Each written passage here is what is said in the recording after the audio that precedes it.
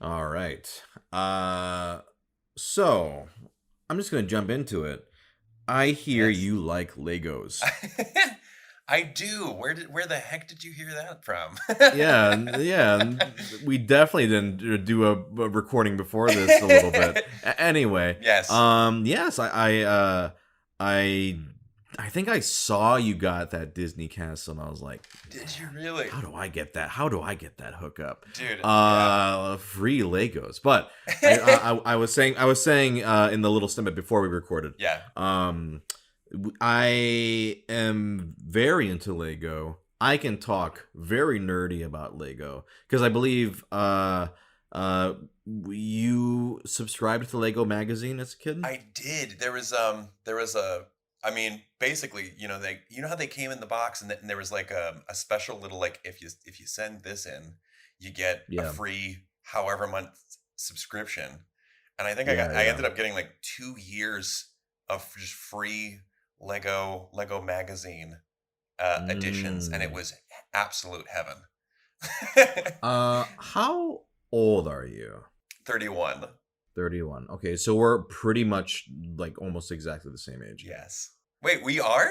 We are? How old are you? I mean, I just turned 30, Oh so you're a wow. little bit older than me. But Okay. yeah, we're pretty we're it's the same generation for It sure. is. But my question is, Yeah. and I'm just testing the waters here. What if I say the name Oh my gosh. Johnny Thunder? Do Oh you know what that my means? gosh. Oh Yes. shit! Oh shit! Okay, That okay. is So amazing. Johnny what? Thunder. Okay, Which was the so indie we gotta like just make sure that everybody in the listening is in the know. That's the Indiana Jones-esque character for the from the Lego adventurous set. series. Yes. Yes. Okay. Well, I have been actually waiting because so far on the podcast I've kind of dove into different obsessions of mine, whether it's Disneyland or whether it's Oh, dude. whatever. I haven't done a board games one yet, but like Oh, dude. Legos, we could talk the whole hour, baby. Like, That is what were your amazing. favorite themes? My favorite, Uh, well, the Adventurers theme is absolutely up there. It was that yes. I still have one. I still have one that I've told I've told my parents because they basically there's still a closet in the house that I'm Sure. like, you're not getting rid of those. You're not, and I don't have the space for them yet, but you can't get rid of those. Yeah. They've tried. Which set is do they It's have? yeah, so there is a pyramid with a tower next to it, Ooh. and Yep. the tower falls down, Yes. revealing a jewel underneath it, and that's where you basically like I would use it to kill the Baron because that was the dude that was always against. He had like the one hook for a Do you hand. remember his name? Oh, man, it's because it's Baron something. It's like Baron. It is. Is It it is. Baron von Brick or something like that? Ooh, close, close, close. Okay. Baron von Baron. Baron Baron von von Baron is his Baron. name. Gosh, dude, I'm Yes. so glad that this is what we're talking about. I honestly Yeah. could go the whole hour talking about this. I'm so sorry for your listeners. I don't care what they want to hear. I it's whatever I want to talk about. It's my podcast. Absolutely. So yeah. So I'll start with one of my absolute best sets of all time is are you familiar with Fort Legorito? It sounds so familiar, but no. It is the cowboy fort. Did you ever have any of Oh, the cowboy ones? I I don't think I had the cowboy one. I had ones that was like the Native American set that Yes, potentially yes. went I with had some. it. Yeah, that was like the companion theme. Yeah, the Native Yes. American sets, the Western sets, the Yeah. big cowboy Fort Legorito was like one of the best Christmas gifts That I is ever received. incredible. Yeah, that Um, we grew. I remember my older brothers grew up in a generation that didn't even come with instructions. That you had to just see what was on the mm, box and then just yeah, build yeah, that. yeah. Right. And I can attest. Maybe you know this too, but like Sure. they have a like Legos now. They organize them by bag, like put them in bags that are numbered It's so that so nice so now. that you Yeah, it's like know. Yeah, they tell you not this brick, but this one because they look the same. They'll give arrows if mhm. it's like they're like really hard to find. Like they're very back in my older brother's generation. It was You're like, that's it. You good luck. Have fun putting. Here's some bricks, kid. Enjoy. Yeah. Yeah. Uh, That's so funny. what were some of your favorite themes besides adventurers? So besides adventure, well, I don't think this. Yeah, this doesn't qualify as the same thing. It was pirates. There, we built like a full like the pirate ship that had like there was the one of my most beloved sets had like a full like tray terraformed floor that you build the main set on, which was like this pirate island, and you build everything on top of that, and it had like almost like it had like this little area with an idol that had a trap door, and it led into an alligator pit with like that was caged, and I thought that was the most like just hardcore metal thing for me to build, and like just so many Lego deaths. Oh man. So what I've recently, I mentioned I recently kind of got back into it. So I guess my history with Lego, I think I fell off. Probably was late, like before, probably middle school. So yes. This was right before, like Star Wars had just started being made, like the themes, Star Wars. But this was before Harry Potter. Yeah. I was out before Harry Potter, and now it's like not all, but a lot of like it became like licensed theme. In my day, I was it's crazy to me that we got an Indiana Jones theme later. We did when I grew up with adventurers. Yeah, it was adventure. They had to make an off brand, and I was like. I saw that and I was like, what happened to Johnny Thunder? I hope that you worked him into your mythos. Like it had to. Yeah, exactly. I really hope. No, it's funny because you fell off. I'm older than you by a year, but you fell off just a little bit before me. I was building. Okay. I think I stopped. I got one main like Harry Potter tower. And then I think that was the last one. I think that was the last one I got for a while. But I remember it was a big thing because the first Legos built out or based off of real people were the basketball players, like the Lakers. Yes. My younger brother was a big fan of the basketball sets and the soccer sets. Yeah, where you could actually kick the ball in the little cups. Oh my! Kick the ball and like shoot the ball. Yeah, he loved those. Talk about like the centerfold of the Lego magazine issues. Those were big when those particular sets were released. I'm going to throw another name to you, and I'm going to see if you reckon, because I thought this was the name you're going to send to me. Shit. Pepperoni. This is fucking nuts because I was, no joke. You interrupted me because I was about to ask you, did you play Lego Island? Lego Island was like one of my favorite games as a kid ever. Ever. I didn't play the second one. No. But the first one, that was my shit. Yeah. And like I still remember, you give him the secret pizza.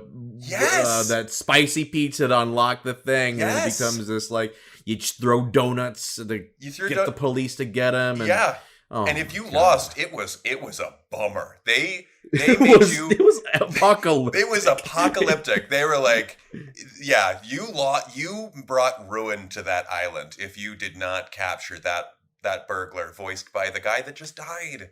He just died.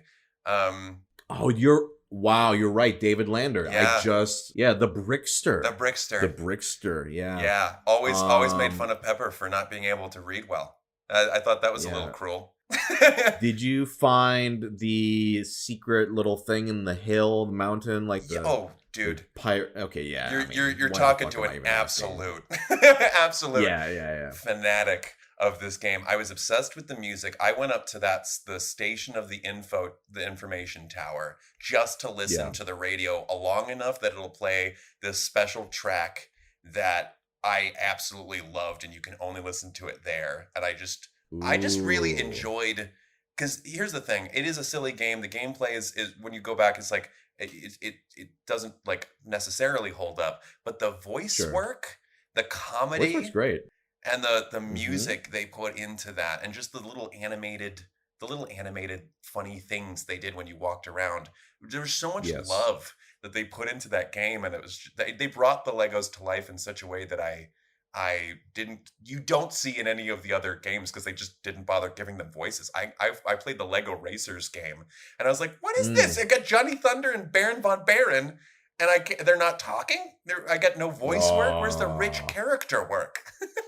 That is a shame. Yeah, 90s PC games were full of amazing voice work. Yeah, they were special. I'm trying to think of the other Lego PC games. I played. Did you play the Lego Land? That was just like the theme park one. The theme park one. No, I was limited by what potentially was available in my local library, and so Lego Island 2 went on there, and I did not play that for long because again, they didn't. It just was a bastardization of the first game. Okay. I mean, props to anybody who worked on it, but sure. You know, I'm sure they're listening to this right now. They're listening to they're avid fans. Yeah.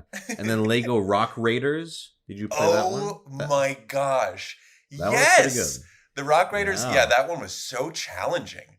It was like StarCraft for kids, essentially. I was gonna say, I was like, it's a lot of like potentially what people are playing now in Lego form, and I so wanted to build those bigger rock like mechanisms, but it was so difficult to get the specific things.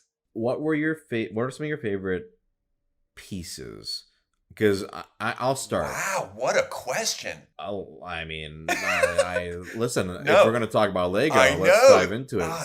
This is a dream. This is very interesting answer. Oh, not to say I'm interesting, but it's a weird answer from me. Okay, but pieces that I treasured. Yeah. Were the epaulettes. You know the epaulettes that you like eat, yes. Those shoulder you put them epaulettes. On the shoulders. Yeah, for me, I was like, these are the coolest. This is so cool, and my guy gets this the blue epaulette. Yes, it's so cool. And you know, I don't think I've shared this story with anybody, but one of the blue epaulette was like my treasured piece. Dude, that is so rare. Yeah, but tragically, I was playing with Legos, and you know, the air vents. If you play Lego with Legos too close to air vents, it's dangerous. I did not know that. Wait, did they like air vents on the wall or ones that are no air vents on the like did you ever in your house or whatever, did you ever have like not an air but kind of like a vent that like in the carpet? I did that not. Like you could like so in my house growing up, you had like this rectangular small little vent with slits, right? Yeah. And you could even like call down to like talk to somebody like at the bottom in the room below. It was essentially just like, I don't know, circulation. Yeah, it's circulation for the house. Mm-hmm. But yeah, I dropped that piece accidentally down that like shaft. Never saw it again. The blue epaulettes? The blue epaulette. It was yeah. Oh my gosh. It still haunts me. I still wake up. Yeah, I was gonna say, I am so sorry for your loss. That would have killed me if that was like your. Okay, so I didn't have an answer for you at first. The one that I would have given you earlier was the little jewel that was included, like with the adventure sets, and you hit them. Those were fun. And I probably would have said a close second was any map. Any little tile that had a map on it. So I think I had 4 in between the Johnny Thunder sets and the pirate sets. But do you remember the map? This is so specific. Oh yeah, do you remember the map that's like the blue and yellow one with the ship on it? Yes, yeah, I had that one. That was one of the sets. Dude, this is so freaking wild. I love how niche we're getting, and I really appreciate this. This is making my day. I'm all about this. So this podcast is now just it's a Lego devotee. I was hoping if it didn't come up naturally, I was going to bring it up because I know you got the Lego Disney set, and I was like, this guy likes Legos. Okay, so let me go into what I got recently. Okay, but wait to answer your go for it. Favorite piece question. It is absolutely. I don't know where it came from, but it was a Wicked Witch set that had like but like it came with a crystal ball, and you could put like a Lego head in there to make it look like somebody speaking to you. That hands down was my favorite Lego piece. I was shiny. You're talking about the one with Basil the Batlord, right? Basil. Oh. Did it have a bat-shaped helmet on one of the characters? I don't think so. I think it came with because it came with maybe. It was definitely, right? It wasn't a Wicked Witch. She wasn't green. She was normal skin. So it might have been part of that. Might have been part of that set, the Basil Bat Lord set. Send you a picture. Oh my gosh. And see if this is the set, because I also had this set.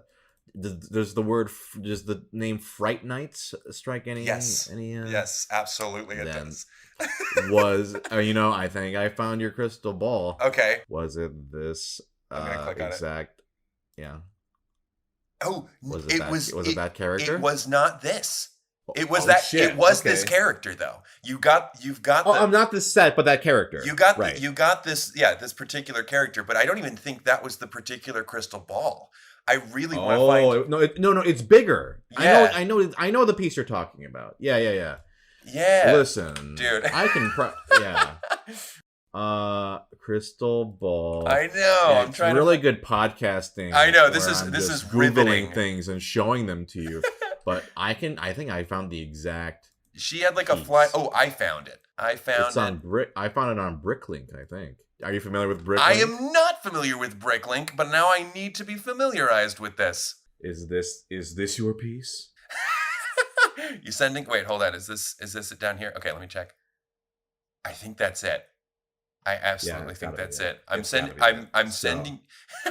I'm sending you the actual set that it's from. It was this really cool flying. I forgot if it was a hot air. I was like, hot air balloon doesn't make sense. It was a friggin' dragon that was carrying her, and you can see the crystal ball down there in between two friggin' axes that are I guess that's just how she takes out any other flying dragon mechanisms. She's whoever she is. I'm very into her. I believe her name. So listen. Oh my gosh. Brick. It's okay. Fright Nights. I'm kind of remember her name because another character in it was Basil the Bat Lord. He wore a bat helmet. Oh my gosh. And Willa the Witch is her name. It is Willa. Oh my gosh. Willa the Witch. I had this exact same stuff from this exact same theme. So again, this is how much I love this. This is how nerdy I am about fucking Lego. No, seriously, where have you been all of my life? I've never been able to scratch this itch with anybody ever. So this is a dream come true. What's funny is my editor who's listening to this is also a huge Lego fan. And he is so I know he is absolutely getting a kick out of this right now.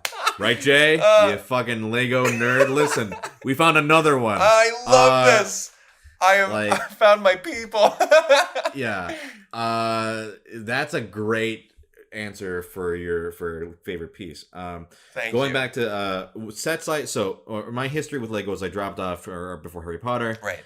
There was a little period a couple years ago where I kind of came back for some of the Marvel stuff a little bit and then fell off. But then this year, because of COVID, I was like, you know what it was? It was that NES. Oh my gosh, the Nintendo with the TV announcement. Nintendo with the TV. Yes, I think I remember you tweeting about that. I did. I was like, all right, I'm back in. And then I bought it. I built it. It was amazing. Was it? And then it's amazing. Oh, I mean, the screen scrolls through the level and he walks through it. It's incredible. I love and that. the NES is almost perfect scale.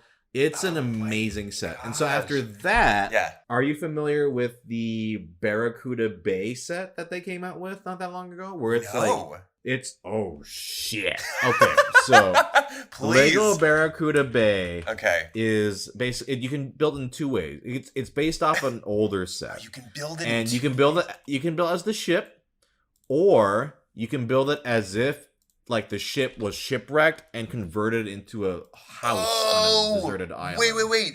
Oh, yeah. I saw that. Yeah. Here's the thing. I only just recently saw this because after the Disney Castle, I was jonesing for more. And so I went onto their site and I didn't get this one because I think it was either sold out or It was probably sold out. yeah, other thing. But that I didn't. I did notice. I was like, huh. It seems like you can. It seems like it seems to be different in different pictures. Boy, I should have gotten this to just rekindle my. It's a good set. That's amazing. You have no idea how much like I just would. I honestly that one particular, the pirate one, I would deconstruct and rebuild and build again. just continuously when I wanted to. I was waiting. I had such a passion when I was younger after the Lego Island game that I tried to draw out a map on like my porch, and I wanted to get a bunch of Legos and like actually make a replica of the game. Oh, and I never brought myself to do it because I was 10. But yeah, I'm waiting for somebody to do that. But yeah, no, I saw that you had done that. I don't know where that fell in the timeline when I got the Disney Castle, but because I know if I get something like that, it's gonna preoccupy some time. Sure. And I was like, I don't know, where am I gonna put it? I think I was just worried about like what in my apartment am I gonna? And then Lego just enabled me by sending. I do not complain about that one bit. It just it popped that lid for me because then they released that Lego Ideas series where a bunch of just people came and submitted a bunch of ideas online. Yeah. I'm sure that they took inspiration from Lay's Name Your Flavor competition. Yeah. That's been going for a while too. The Lego Ideas. Has it? Yeah. I didn't know that. I think one of the first ones was the Back to the Future car. I think. No way. So yeah, I mean, I was just gonna say I literally built a set yesterday. That's and it was incredible. It was the Sesame Street one. How is that one? I did see that one. It's great. I mean, there's a lot of things I'm nerdy about, but like classic Sesame Street is something I'm very nerdy about. Dude, it's great. Like, especially the 80s era sort of Sesame Street. Jeez. So Big Bird, for me, it was an absolute Big Bird. Yeah. Follow That Bird. Christmas Eve on Sesame Street. Yeah. So for me, that was a must buy. Yeah. And it's a great set. Is it? Like it has nods to like a bunch, like the pinball clock, if you're familiar with that. Oh, the 1, 2, 3, 4, 5, 6, 7, 8, 9. It has a little pinball clock. It's got way. all Hooper's store. It has all these little details. Geez. Like it was clearly very well like designed by people who loved Sesame Street. Oh my gosh, that's okay. Well, then I do have to check that out because I went on there and I impulse bought 4 sets and I didn't realize how big some of them were gonna be, and they're very big. So almost like a Steamboat Willie boat. Complete with. I know that one. You do know that one. It's amazing, and it has tributes to the original cartoon, obviously. But when you roll it on the ground, the chimney stacks go up and down in alternating pattern. It was great. Okay. And then I got like a bunch of like dinosaur, like you construct a Tyrannosaurus Rex, pterodactyl, or a pterosaur and Triceratops bones because it was submitted by an archaeologist.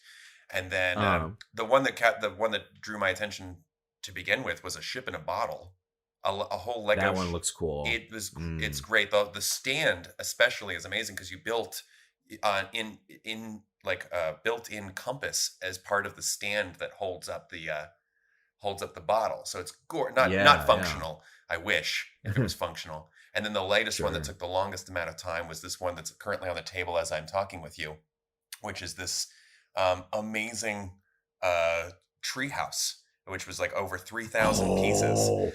That one looks great. It's beautiful. I know all these sets you're talking about. Yeah, and that treehouse one is awesome. It's beautiful. I don't have it, but I've seen it. 10/10 recommend. The most confusing part is absolutely building the tree trunk because even the instructions, it's hard to figure out where the pieces go. But it's once you figure, I had to literally go onto YouTube and see somebody who did a not speed run through build of the treehouse to be like, okay, where exactly do you put these pieces? And I figured it out. And every cabin is unique. every like that's up like just it's gorgeous. They even do these things where like you were given a jewel piece like similar to the Adventure Zone, and you put it underneath like a patch of grass on the set. Ooh, and you leave it there. okay. And I don't remember where it is in the set, but I know it's somewhere underneath the like you're That's literally great. Yeah, you're literally supposed to like try and it's basically buried there for whenever you want to go and search for it. It's a beautiful set. It's now the centerpiece of my dining room table. That one, wow, that's a great set. Yeah. I will say one other set because I've so far I have the ship, the NES, Yes. Sesame Street, and then I have one more set because for me it's like you said, like these take up a lot of room. So I have to be very selective. Right. I have to be very selective on which ones I build or buy because where the fuck am I going to put all these? Yes. But yes. when I saw this, are you familiar with the haunted house one? No, I'm not. Oh, I'm very intrigued. This is gonna loop us back. Okay. It's an Adventurers Baron von Baron haunted house attraction set, and the elevator works. Are you the elevator goes up, and it's a tower of terror where the doors on the top open, dude, and then the elevator free falls down. No way. Where did you get this? It is. Did you get on the Lego site? On the Lego site, it is one of the best sets I've ever seen. I was gonna say it looks and it's a tribute to the Baron. It's got a freaking organ. It's got a oh my gosh! It's got like all the classic like horror character archetypes. Yes. Oh my gosh! And it folds open. You know, you can fold it, and it folds together. It folds open. Yeah. It has the ghosts. It has the ghosts. That's the one thing in the Lego Island. I was like always jealous about anybody who gets the ghosts. I've never gotten the glow in the dark ghosts. I don't know if these glow in the dark. Unfortunately, these are a little bit different. I love the glow in the dark ghosts.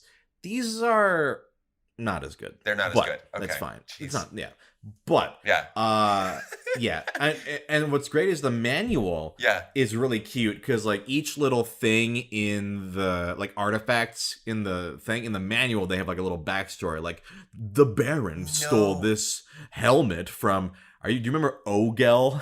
Yeah, wait, who is there's an Alpha Team he's the villain. Yes, he's the villain in the Alpha Team. I did the freaking that was a CD-ROM I had.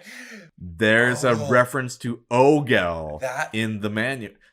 So when I was like, okay, oh my god, this is what we need. We're diving into nitty-gritty Lego universe mythology. I need to see this. One gripe I had, because I was a kid who grew up with Lego magazine, memorized all their names, and Baron von Baron had a henchman named Sam Sinister. I don't know if you remember him. He had a top hat with like a beard, black suit. I always thought he was more evil. He looked more evil to me.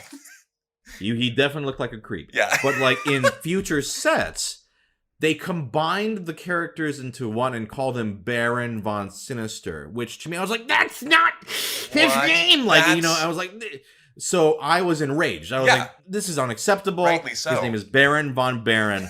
So when this set came out, this was maybe last year or this year, the creators were like, we loved Adventurers, and his name in this is Baron von Baron. It is I'm so glad as they it should be. listened. I mean, look at the portrait. There's the portrait. No, the portrait's amazing. I can't. I'm trying to. Here's open original. I want to open original because I want to see this all full high scale.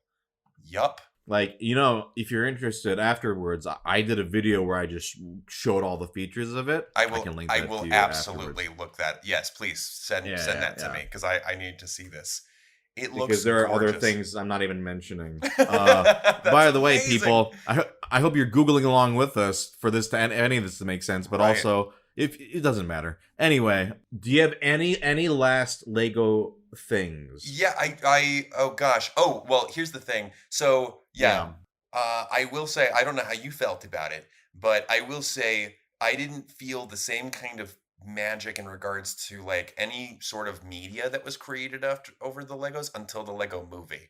I felt it best captured the spirit. I was like, I think they referred to the humor that was in Lego Island, that freaking 1995 game.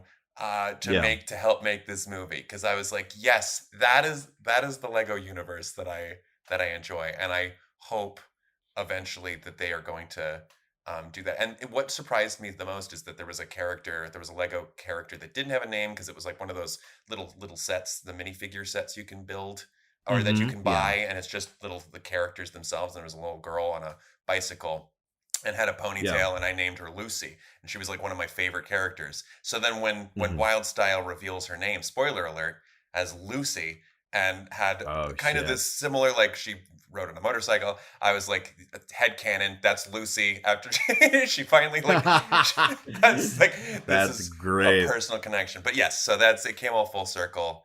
I love Legos, and it's honestly, it's like knitting to me.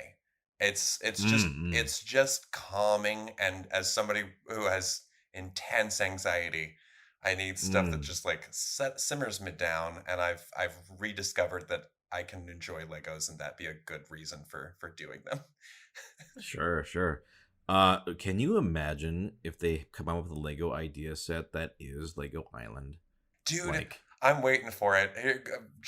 I would kill for that. I would too. I'm waiting for it. I don't know what sort of legal things they'd need to cover with whoever they did that with. Mindscape, I think, is I forget what it was, but I would love that, and maybe some sort of Spotify album inspired by the music. You're gonna have to link me to this song. I'm sure once I hear it, I'll be like, shit. Yeah, you will absolutely. I remember this exactly. It's great. Now, are there any besides Lego? Yeah. Are there any other passions of yours, like nerdy passions that you don't get to necessarily express too often? Well, I will say, anything else? Yeah, one thing that's been definitely awoken in me this year has been because I have a friend, Esteban, who has basically, because my godson would come over from time to time, and when Esteban would hang out, he would he'd be like, does he like any board games? And so he would every now and again just come over and bring board games that I'd never heard of. Sure. And we would I'd been introduced to so many, although I knew if I covered board games with you, you might need to know specific names, and I'm having such difficulty remembering specific names. But can you remember any one name of a game you enjoyed? There was describe it. If you describe it to me, I can probably name it. Yeah, there was one specifically that was inspired by Lovecraft, and you had to read the newspapers that they supplied in the board game in order to solve mysteries. I know the game you're talking about. It's based off a game called Sherlock Holmes Consulting Detective, but it's like the Lovecraft spin on that. I don't know the name of that one, but I know what you're talking about. Oh, gotcha. Okay. There was another one where it's basically there was what's it, Rugged? Oh man, it was like a world, what are you doing? It's like a World War I based game where you work as a team in order to go in. Grizzled. I think Grizzled is what it's called. The Grizzled. Yes. Grizzled. Where it's like it's kind of a depressing game actually, but you can it is. Get different afflictions, and I've played that. Right. Mm-hmm. Yeah. They all have personal traumas connected with whether it be bullets or whistles or rain or snow. Yes. It is. Mm-hmm. It's a pretty sad game. Very well designed, though. Yeah, it is. Yeah, that was the one that we kept coming back to because it was the one that we felt safe. And then there was another one. There's another team building one. Apparently, I feel like Gavin, who is my godson, appreciated those a lot just because we got to work together. But it was Yggdrasil. Sure. It was based off of all of the Norse mythology, and you're trying to stop Ragnarok. Wow, Yggdrasil. It was, yeah. No, I do know this one. Yeah. I haven't played it, but yeah. Intense. Okay. That was intense. And then I got introduced to Settlers of Catan finally. I don't know if you saw any of my response to the first time I played Settlers of Catan, but I I was very whiny. I was a whiny baby. I was not doing well. I felt like everything was kind of stacked against me, which sometimes it does get stacked against you Mm-hmm. at the beginning. Mm-hmm. But then most recently, I did win a game of Settlers of Catan, and I think it's my proudest moment of the year. Nice. Yeah. Yeah, no, this has been kind of fun for me to like name the game just based on the description. Yeah. And the board games I would say are maybe the number one obsession I have. Yeah. No, I've seen some of your like explanations of games on YouTube. I know that when I told my co-writer Joan that that I was doing a podcast with you today, they freaked out. They were very excited because apparently I didn't know this, but you had become a kind of a comfort content creator for them. Oh, that's cool. On YouTube, so they watch a lot of your stuff. Do they play a lot of board games themselves? No, they Esteban had given them a whole bag of board games, and I think they tried a couple, but then they're currently right now very much into specific indie games on video games. So they're doing that, but I'm sure if they had the chance, I think they just like they like hearing you explain specific games cool. and rate different things. They said they liked you rating certain Pokemon. They had certain specific disagreements on certain things, and I was like, that's okay. I'm sure they did. Yeah. But sorry, go to what you were saying about board games. Yeah, no, it's definitely like the number one obsession I have, especially as time has gone on. I still like video games, but I just don't have the time to play as many as I'd like to anymore. Yeah. But board games are a way for me to experience lots of different games. I mean, my home is it's disgusting. It's filled with like, my wife is always like, you gotta stop. But I get it. Unfortunately, there's no stopping. Yeah. I get it though. You just have to get a storage unit somewhere, and you can that's where you can put some extra Legos and board games that you're not using at that time. I've definitely I don't know if it's even a joke anymore. Half jokingly living like with some friends, like, listen, we just split the rent on a warehouse where we just keep a bunch of nerd shit. Yeah. I'll just put my Legos there, yeah. Put my board games there, you put your video games there. I've thought about it myself. Nerd warehouse, and we can it fuels our insidious addictions that way. I 100% approve this decision because I've thought about it myself. I'm not quite there yet, but I definitely can see myself getting a little carried away with Legos, and I might want to do that eventually. The dream for me, speaking of the Lego movie, which is, by the way, this is the total opposite of the moral of the movie, but Will Ferrell's basement. I want that. I want Will Ferrell's giant collection basement. I don't want to glue them. No, I was like, come on. Exactly. I was like, I feel bad because I like that he has all these cool sets, and I wouldn't want anybody to mess with them either. Yeah. And for me, it's like, living in LA, it's like a basement. A basement. Oh my God. I took basements because I grew up in the Midwest. I took basements for granted. But I live in Florida, which is basically just America's basement. My condolences. But so humid. Yeah. A basement full of Lego. It sounds amazing. Which the movie didn't say you couldn't have a basement full of Legos. It just said let everybody else join in on that fun. Which I'll say, I'll think about it. And I'll say no. You can look at them, and if the sets have functions like the elevator, of course you can play with them. But it stays built the way it's supposed to be. Yes. I'm not building that shit back together. That's what I'm saying. Yeah. Now, I like to give the guest an opportunity. Now, if you have any topics or questions for me that you would like to either ask or bring up, voice acting. is Let's talk about it. I have got such a passion for voice acting, and it's such a shame that I have yet to like truly get the ball rolling on it. Like I was one that when I was in college, just on bus rides, would listen to podcasts that either like gave tips and tricks for like voice acting. Talking Tunes. Talking Tunes was a big one. When I found that one, I was like, "This is friggin' Yakko!" I loved that. I was obsessed with that. And but like I've come close. This like 2020 has allowed me to finally complete a draft of a reel.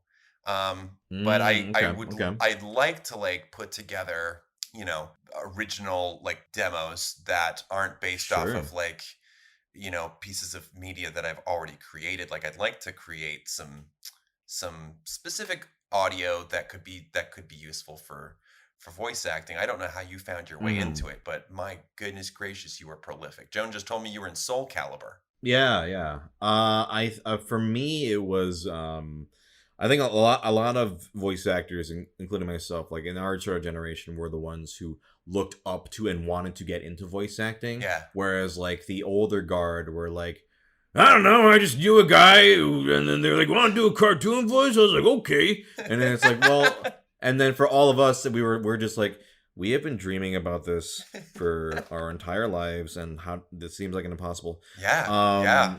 So I always tell people, if like I don't know. We can talk like I don't know we if can you even get talk like. Oh, go ahead. Well, I don't know if you get tired of. I don't know if I'm bringing up a subject of which you are potentially tired of talking about if people bring it up a lot. And we don't have to linger on this topic. But at the very least, I just appreciate the fact. No. Like, what do you have any specific questions? I'd be happy if you. I mean, at the very least, I guess, like I don't necessarily want to get into the business of doing commercial voiceover. I like what you're doing. Like I like I would love to voice like characters in animation.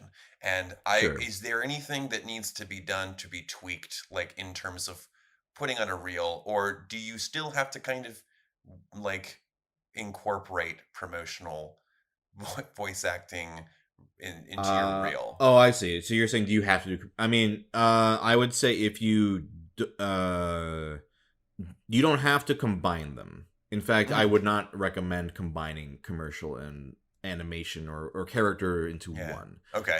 Those should be separate if you're going to have them. Okay. I mean, I don't really do a lot of commercial work. It's for me, it is primarily character work. Yeah. Actually, it's been all character work. I don't really do it. I mean, I get sent auditions for commercial stuff from my agent, but I don't. It's the main stuff I've been booking is character stuff. Which, I mean, that's what I want to do. So I don't mind. So I would say, you don't necessarily need to do commercial. I mean, commercial pays really well, right. But if that's not something if you're just more for like the, this is what you want to focus on. You don't need to do a commercial reel necessarily. I would say if for your reel, I think a lot of people get caught up in, I want to make sure they all sound super different and super like, but I think what's most important is showcasing your strengths. Gotcha. So like, and then that the snippets, you can really get a sense of the character and not just like the voice. Like if you can listen to that clip and go, okay, I get a sense of what that character is like, and I get the sense of the strength of the actor in it, of what they can do well with that. Right. Like, that's what I think is what is gonna, because sometimes you can get cast based off your reel. If you send somebody your reel, they go, oh, okay, you can do a voice like that, then sure, let's. I think you'd be a good fit, or at least for auditioning for this. Yeah. So yeah, I think if you're it seems like you're working on your reel or crafting it. Yeah, just think about what are the types of characters that you are like best at. Yeah. And also, but it is also a good way to kind of show if you have like, what range of character types can you play? Sure. As well. Yeah, no, I've right now, obviously, like I said, it's been mainly just me taking things from stuff I've made in videos, and luckily there was the latest episode that was purely an animatic, so it allowed me to like have some samplings of original material that I could include in a reel there. But I don't know if you have to, if they encourage you to like write your own stuff in order to put it into a reel, or if you're supposed to take from other content. I'm pretty sure you're not. Pretty sure you. So I would starting out. It's since you don't have any. Not you, but like most people don't have any pre-existing work, right? Right. So yeah, you just write it and Gotcha. Produce it and make it sound like it's something from a thing, right? Yeah. Like as long as like, and usually if you can find a good demo producer who can like do that for you, right? Like make it sound like it's like a actual clip from something. Yeah, for sure. That's the best case scenario. I mean, my demo now it's just pieces of stuff I've cobbled together from what I've been in. Yeah. But obviously in the beginning it was not that. It was I had to make my own basically. After a certain point,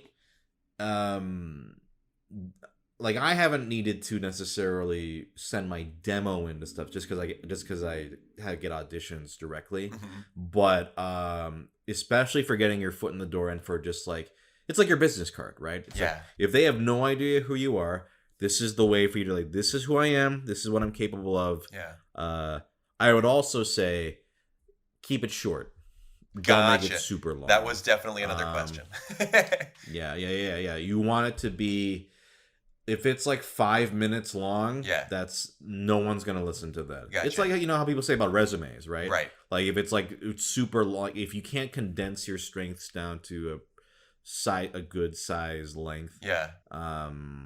I would say there's no like strict guideline, but I'd say 2 minutes tops. Gotcha. Maybe. Okay. But it depends. It depends. I would also like, if you know any voice actors that you like, just go listen. Not only to like some of the old, not like just your Rob Paulson's, Tom Kenny's, but people our age. I don't know, like if you play video games or watch anime dubbed, look up some of those actors, listen to their demos, and get a sense of what is. Because I think also, so a lot of them have their reels online to be accessed. Yeah. Oh, I guess like on their websites. On their websites. Yeah, you're right. Okay. Yep, that's true. They're just right there. You can totally listen to them. So that makes a lot of sense. I think that's it, and it's good to kind of listen for what maybe some of the trends are. Because I know you watch like cartoons and stuff. I do. So I was talking about this recently with another actor. Like, I think with some people, their reels are very 90s cartoons, like style. Like, very, very exaggerated, only very just like super cartoony. But a lot of stuff these days, it's very nuanced. Very nuanced, but also very grounded. Still some fun characters, but they're not necessarily looking for like super cartoony. It depends on what the project is, but it's pretty amazing what they're doing with cartoons. I just got done with, or I'm starting season 2 of Hilda. I don't know if you've checked that out, but it's gorgeous. Oh no, I've heard good things, but I haven't seen it. Good combo of that, like where it's grounded, but also then a lot of zany characters mixed in. It's very beautiful. Yeah, I've heard good things. Yeah. Goodness gracious. Love animation. Anything else you want to bring up or ask or talk about? Well, I mean, I don't know if you wanted to stay on the topic of voice acting, but whatever. You're okay. Yeah. I wanna know What was a favorite character of yours to voice? That's such a generic question, but I geek out at this kind of stuff. Sure, sure, sure. My favorite characters have been the ones where I've gotten to spend the most time with them. Hmm. Flack. I don't know if you're familiar with Borderlands, but You were on Borderlands 3. Borderlands? I play in 3. I play one of the main playable characters. That is Flack. so freaking cool. They are a Beastmaster robot. Oh my And gosh. so that one was very, because in the have you played the other Borderlands games? I've only been like associated through them. Like they're one of those series that I've been obsessed with the art, how it's created, Mm, and like I've even listened to like music based off of that game, but I haven't actually like gotten myself into that like actually like sat down and played it. gotcha. But it seems like such a cool like, and there's quite a few of those on the list for me. But it seems like Mm, a mm, really mm. cool world to delve into. I'm so curious about like, and this might go into what you were talking about, but like Mm. what is required with like a video game character? Because I have to imagine there's so much. There is a lot. So with video game characters, and especially if you're the main playable character. So Yeah. with the first Borderlands titles, for 1 and 2, the main characters didn't talk that much. Mainly just like battle lines and that sort of thing. Okay. But in 3, they actually talk in scenes and have a lot of dialogue. So I have dialogue pretty much throughout the entire game.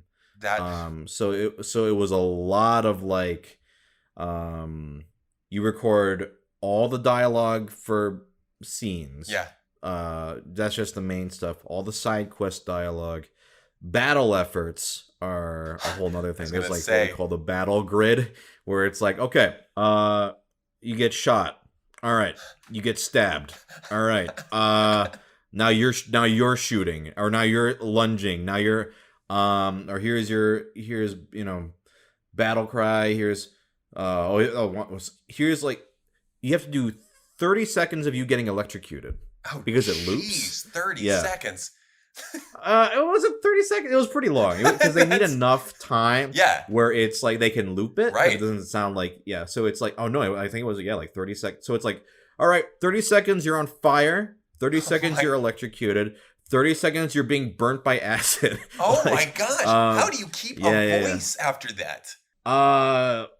Many years of practice at this point, Dang, but dude. yeah, I will say, and I think I've talked about this before, on the first professional gig I ever did, which is an indie game Uh-huh. called Apotheon. I was Zeus in this. It was like a side-scrolling action, like Oh my Greek mythology gosh. game. Okay. And I will say, in that record, because I was inexperienced, it was a lot of, battle efforts are just, it's always like, all right, you get stabbed 10 times, or not 10 times, but like Gosh. a lot of times. Yeah. So you got to do, okay, let's do 2 takes of you getting stabbed in the head, 2 takes of you stabbed in the throat, Oh, and they all sound jeez. different. Okay. Right. And so by the end of that, I did lose my voice because I was not used to it. Oh And man. I was not, this is, very early on. This must have been maybe 6 years ago or something at this So point. you were doing Where, this kind of, sorry, this is just clarifying. I hope I didn't sure. cut you off too much, but so you were doing voice acting through the Vine days. Yes, yeah, yeah, Man, yeah. that's why I didn't know when you had What started. That's wild. what's interesting is, I think a lot of people, discovered me through Vine, YouTube, but Yeah. my main following was Tumblr first, and it was audio Got you. posts. So Oh. and so that's how I built my audience at all. Without Tumblr, there's no Vine, there's no YouTube. Well, I don't know, but Wow. it's basically that was my starting audience. Yeah. And yeah, I started doing professional work 2014 with indie games. So it was like A Wow. Hat in Time, Apotheon, like, indie projects. And that's how you just kind of start, is like, because I mean the competition level in that sphere is the talent level is very high. I bet. So it's like I always tell people like, hey, if you're interested in this, start auditioning for indie games. Yeah. Because the indie game talent pool is very high already. And it's like it's jumping to I don't want to say next level, but like let's say level of like broadcast, cartoons, video games. Now you're competing against every voice actor you know, pretty much. So it's like it's tough. I remember there was a story from Rob Paulson actually, because the only video game he had done or ever did was God of War, the first one, and he was talking about how many of the efforts they made him do, including I think just being tortured.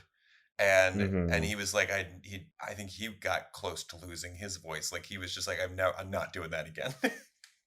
Yeah, no, for him who, because I've done cartoons as well. Yeah. And I will say, I mean, I love both, but cartoons a lot easier on the throat than video games, especially if it's a game that involves combat. Yeah. Because there's a lot of it's funny though, because like, I was telling you I lost my voice in that and got sick. Yeah. Like now it's like, and not to toot my own horn, but it is very comfortable. It is not hard for me to do efforts anymore. But that's just because it took years and years and years of practice to get that right. Yeah. To get to all, and also to practice to do it in a way that doesn't. Yeah, and to do it in a way where it doesn't hurt you. You have to know your limits, and also you just kind of get used to that, because I think also a good director will make sure that you don't overdo it. Like usually if you're like for Borderlands, for example, efforts and battle stuff is always saved for the end of a session. You'll usually like, it'll be like, okay, for the first 3 hours we're gonna do main dialogue, and then the last hour we're gonna tackle the battle grid and just go down the literal Excel sheet of just like getting punched, getting whatever, and then so I would say for video games you also, there's a lot more, you kind of have to imagine a lot more, because you're almost always alone in the booth with that. With cartoons, sometimes you're alone, but sometimes you get to play off of another actor, which is the most. I was going to say, I would love for those moments. I feel like I can do the best there. Yeah. But if you're not, you have to imagine a lot of it in your head, which in itself can be very rewarding. Yeah. But, I would say Flack, they are like, one of my favorites just because I got to do a lot. But then also, I don't know if you know Agretsuko. Oh, yes, I do know that show. Yeah. I have not watched it, but I saw you tweet about it. I saw you tweet about your character. I think I saw the clip. Mm-hmm. In the third season, I voice a character named Hyodo, who is like one of the main characters of the season. Like he's in pretty much every episode of the. I gotta check this out because my friends have been talking about this show. Agretsuko is a great show, so I was already a fan of it. Oh my gosh! Before. And actually, I had auditioned for season 2, but I wasn't cast in it. But it kind of worked out because the character I got in season 3, like even if I hadn't voiced this character, I would have loved this character watching it. He's a very fun, easily was like one of my favorite characters of that season. Yeah. So for me, it was very like, because I've done a lot of guest spots, right? Like, okay, I'm there for like 2 episodes or like, 1 session, that sort of thing. And those are really fun. But if you get to like stick with a character for multiple sessions and see their whole arc go through, those are the ones that are going to be my favorites. Just because I got to, No, I gotta feel like that's gotta feel so rewarding. Right. That's so cool. But I think those 2 are probably my favorites so far. Well, then I definitely, at the very least, got to check out Agretsuko because I've heard good things, and you play a big part in that, so that's exciting. I mean, even if I'm not in it, that's a great show. Yeah, I think one last topic, just sure. Do you? I know you've mentioned anime, right? Yes. Do you watch a lot of anime? I don't watch as much as I should probably. I do a major series on my channel where I have to guess which one, like plots that any of my viewers submit, and then I have to guess if they're real or if they're fake. And every time we do these videos, I say I need to check out these particular anime that are real because they sound really cool, and then I just do not get around to it. So I do not watch as much as I should. And you should start with the Gretzico. I was gonna say that's probably one that I've got to at least start with. There's ones that I have continuously like I've always like Your Name is another one that I feel like has definitely intrigued me just based off of the plot. Yeah, that one's good. Yeah, are there any ones that you would recommend? Because I'm totally down for recommendations. It's a tough question, but I would say, if you're not that experienced in the anime pool, I'm literally basic have you seen anime? I've watched. Have you seen Cowboy Bebop? Yes. Have you seen that shit? Yes, Cowboy Bebop. Okay. I love. I'm like at the low tier level of anime watch where I've like watched Death Note, Dragon Ball, a little bit of Naruto, like it's very rudimentary anime. Like, not to say that those are bad anime, but I feel like so many people have watched that. I haven't gotten into the niche stuff. I watched. Go ahead. Oh no, sorry. I started watching Food Wars with my friends, and I was very immediately thrown off by how sexual they made tasting some of the food to be. The food looked delicious. That's true. Okay. Oh, you want niche? All right. Potentially, like something that like is really good that I can be like, I can whip that out. You ever watch the sports anime before? Only Yuri on Ice. Okay. So I would say, my favorite anime. Okay. Is Chihaya Furu. I'm writing this down. How do I spell that? You're gonna message me. Okay. I'll just message you it. Right. This is how you spell it. Now, this is not going to sound interesting when I pitch it. Okay. To you, I promise. Yeah. But it is about a. Oh my god! It's about a Japanese card game called Karuta. Okay. With the cards have poem verses on them. Ooh. And you lay out the cards, and you're both players are kneeling, and a person reads a verse, and whoever hits the card with the right verse on it first knocks it out, and it's almost like a sports reflex poetry game. Oh, wait, but that does sound interesting. Are you kidding me? Well, if it does sound interesting, so I'll say it's about this high school girl, who this is like her favorite thing, because in Japan it is a very niche thing. Yeah, it is not popular at all. But she's very passionate about it, and it's about her and the community around this game, and her like dream to become like one of the best in Japan, because the game is so niche. If you're the best in Japan, you're the best in the world. It's like that's one of the things they talk about, and it's like no one plays this, so you could be best in the world, because there's literally like a master and a queen title in Japan. Oh my gosh. So it's about her, and it's very sweet because it's like she played the game with her childhood friends, and it's like it's a way to like reunite with them. So nice. It's extremely heartwarming. I was gonna say, and it is extremely exciting. Like, despite how some people I describe it, and they're like, this sounds like the most boring shit I've ever heard. But I would say that's such unique gameplay. I've never heard of that before, so that's intriguing to me. And what's nice about the show is it knows you don't know, because not even people in Japan really know this game. So it's like it explains it very clearly. Yeah. And I will say, I've never failed with this. Like, people who have actually given it a shot and not been like, yeah, right, after hearing me talk about it for 5 seconds. Yeah. All of them have been like, you were right. This was amazing. Because it is so, like, the matches are the way it's directed and animated are genuinely exciting, and the characters are so like adorable and like you just want to root for them.